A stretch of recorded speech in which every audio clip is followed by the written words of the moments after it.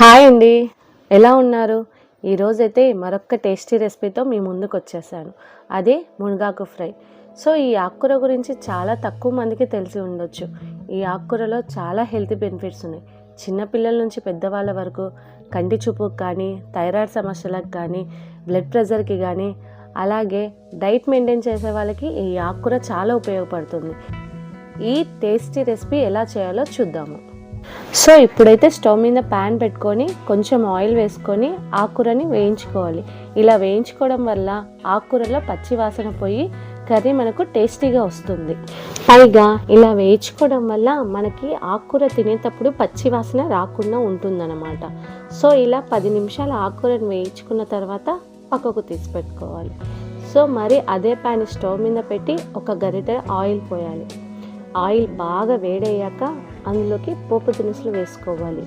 పోపు దినుసులు అనేది బాగా చిటపటలాడాలి. ఆ తర్వాత కట్ చేసి పెట్టుకున్న ఆనియన్స్ని ఆయిల్లో వేసుకోవాలి.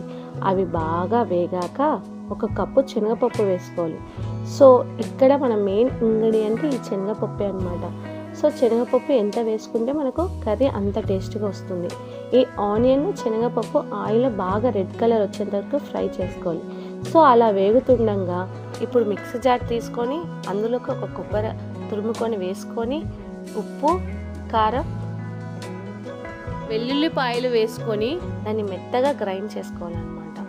సో ఇప్పుడైతే గ్రైండ్ చేసుకున్న మిశ్రమాన్ని మనకు ఆనియన్స్, శనగపప్పు వేగుతున్న ఆయిల్లోకి వేసుకోవాలి. సో దీన్ని కూడా ఆయిల్లో బాగా ఫ్రై చేసుకోవాలి. మన కొబ్బరి ఇక్కడ పచ్చివాసన రాకుండా బాగా ఫ్రై చేసుకోవాలి. సో ఇవన్నీ ఫ్రై అయ్యాక ఇందులోకి మనం ముందుగానే ఫ్రై చేసి పెట్టుకున్న ఆకుకూరను వేసుకొని బాగా కలుపుకొని ఒక 15 నిమిషాల పాటు మీడియం ఫ్లేమ్లో పెట్టి బాగా మగ్గించాలి.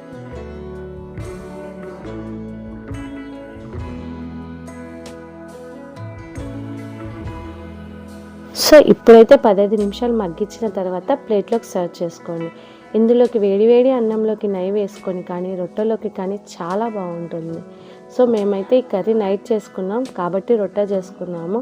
సో అన్నంలోకైనా చాలా బాగుంటుంది. మీరు ట్రై చేసి ఈ హెల్తీ టేస్టీ మునగాకు ఫ్రై ఎలా వచ్చిందో చెప్పండి.